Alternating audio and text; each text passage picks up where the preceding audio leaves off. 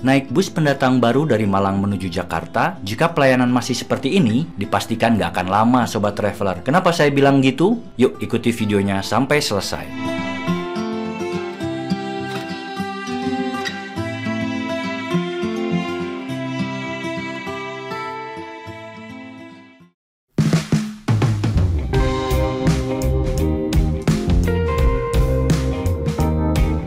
Assalamualaikum warahmatullahi wabarakatuh. Halo Sobat Traveler, salam pengelana. Saat ini saya sedang berada di Malang dan saya akan kembali menuju ibu kota Jakarta. Saya akan naik bus pendatang baru pada jalur Malang-Jakarta, yaitu M-Trans. Sobat Traveler semua pasti udah tahu ya kalau trayek ini merupakan salah satu trayek di mana bus-bus Sultan beroperasi. Nah, sekarang M-Trans juga yang punya kelas Sultan ikut nyemplung di trayek Jakarta-Malang. Gimana pelayanannya? Kita lihat ya Sobat Traveler. Pada jalur ini memang sudah banyak sekali bus-bus dengan pelayanan yang sangat mewah. Sehingga kalau M-Trans masuk ke jalur ini harus dipastikan memiliki kelebihan dibandingkan dengan operator yang sudah terlebih dahulu nyemplung di trayek ini.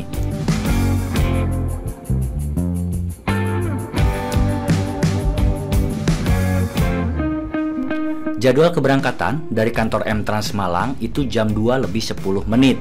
Ini jam 1 lebih 30 saya sudah berada di kantor M-Trans. Saya tadi udah check-in lalu mendapatkan kupon servis makan. Nah, nanti kita akan servis makan di rumah makan Titin Caruban. Gimana makanan yang disajikan sama M-Trans buat para penumpangnya?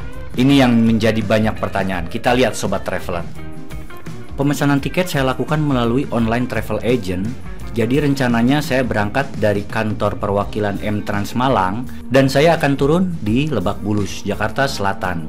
Harga tiketnya waktu saya pesan adalah Rp420.000. Kalau nggak salah sekarang lagi ada diskon ya, promo 20.000 jadi hanya 400 ribuan tiketnya. Jam 2 lebih 15 menit armada bus yang akan membawa saya ke Jakarta akhirnya tiba di kantor M-Trans Malang. Yuk kita langsung masuk aja karena di sini juga cuman berhenti sebentar, pengecekan penumpang, lalu berangkat lagi. Satset pokoknya Sobat Traveler.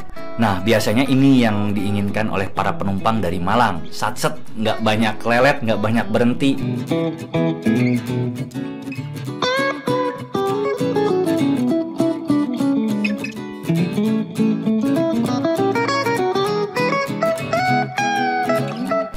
Bus yang saya naiki ini menggunakan sasis Hino RM280 dibalut bodi Avante H9 dari karoseri tentrem. Nah ini yang spesial Sobat Traveler. Saya jarang banget naik bus dengan bodi buatan karoseri tentrem. Ternyata enak banget. Kenapa? Karena kacanya gede banget. Pandangan keluar itu los Sobat Traveler. Enak pokoknya. Jadi ambience di dalam bus itu terasa lebih lega. Sobat Traveler coba sendiri aja deh.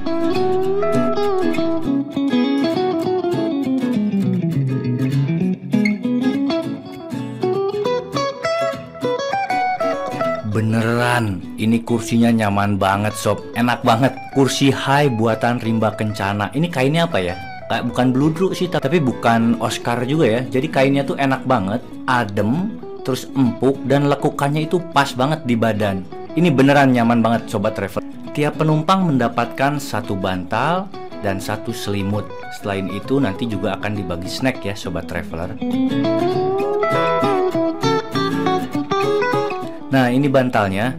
Bantalnya juga empuk. Terus kainnya juga lembut. Jadi enak banget kalau dipakai.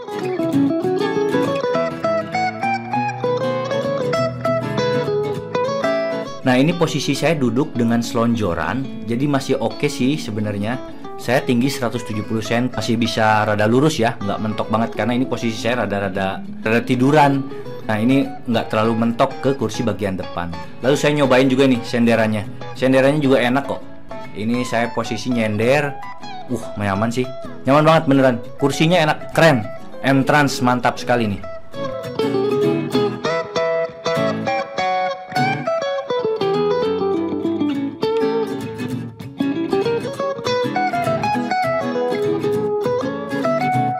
Pada bagian belakang ada toilet yang bisa dipergunakan untuk buang air kecil ketika bus berjalan.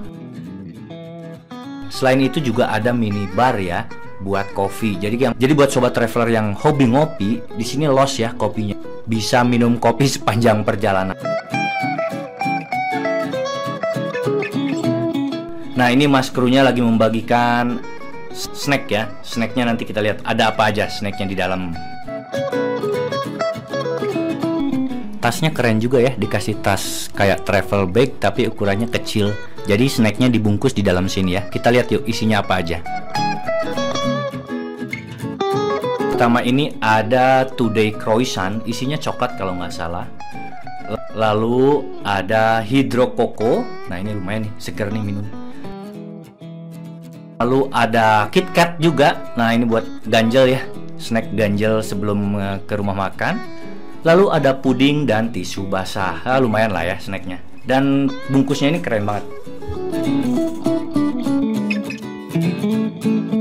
Jam 14.30 bus diberangkatkan dari kantor perwakilan Kota Malang.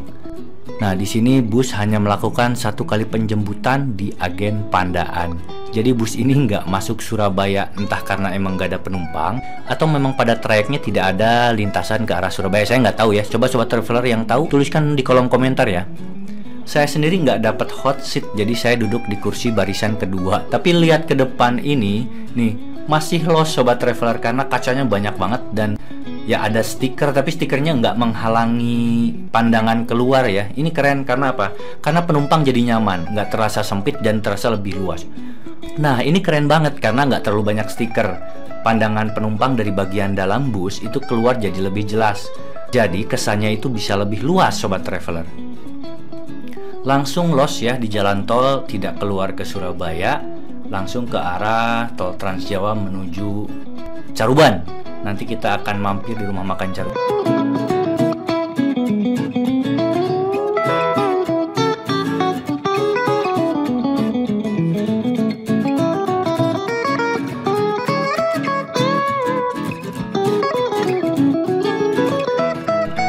Karena saya lihat juga beberapa trip report, bus M-Trans ini nggak masuk Surabaya. Itu keren banget, karena apa? Karena bisa meminimalisasi waktu perjalanan. Bisa sampai 1 jaman ya, masuk Surabaya kan macet, terus nanti keluar lagi. Apalagi terminal Bungurasih kan ada perbaikan. Nah, ini bagus lah, sat-set banget, jadi nggak mampir Surabaya.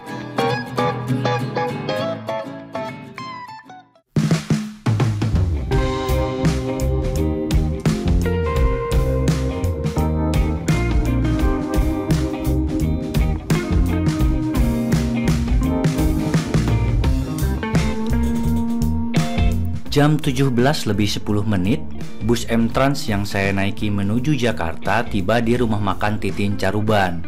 Tadi saya sempat ketiduran sobat travel. Ketika bangun ternyata udah sampai di rumah makan Titin Caruban. Di sini bus akan berhenti sekitar 35 menit sampai 40 menit untuk istirahat dan memberikan kesempatan buat penumpang makan malam terlebih dahulu. Nah, sobat traveler, kita lihat menunya apa aja di rumah makan Titin Caruban pada sore ini. Nah, ini dia menunya. Ini yang spesial adalah los sobat traveler, boleh ambil sepuasnya. Dalam artian nggak ada kipernya ya. Boleh ngambil 1, boleh ngambil 2, asal dihabiskan. Jangan sampai sobat traveler ngambil banyak makanan tapi nyisa ya. Nah, ini ya spesial banget beneran. Nggak banyak sih yang ngasih servis makan itu los tanpa kiper. Salah satunya ya M-Trans ini. Menurut saya ini sesuatu hal yang out of the box. Karena apa? Jadi kesannya ke penumpang itu mewah ya. Wah banget, makan tuh nggak dibatasin. Ini nilai plus buat M-Trans. Keren banget sobat traveler. Setelah beristirahat selama kurang lebih 35 menit, bus diberangkatkan kembali. Nah, sebenarnya nanti bus ada pemeriksaan atau kontrol di exit gerbang tol Ngemplak Solo. Jadi exit tol sebentar, pemeriksaan penumpang, lalu melanjutkan perjalanan kembali.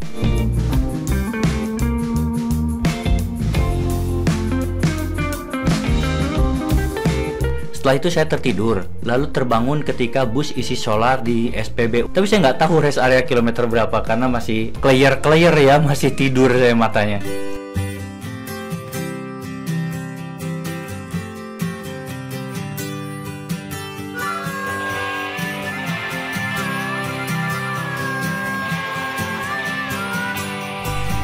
Tiba-tiba saya bangun udah sampai di terminal bus terpadu Pulau Gebang sobat traveler. Jadi jam 1:35, bus M-Trans sudah tiba di terminal bus terpadu Pulau Gebang. Tadi sepanjang perjalanan saya tertidur cukup pulas, kebangun sebentar-sebentar. Ternyata lumayan satset ya. Keren banget M-Trans. buka jalur Malang-Jakarta dengan pelayanan yang menurut saya cukup rekomen. Armadanya sangat nyaman, kabinnya juga senyap dan nggak gemelodakan ya.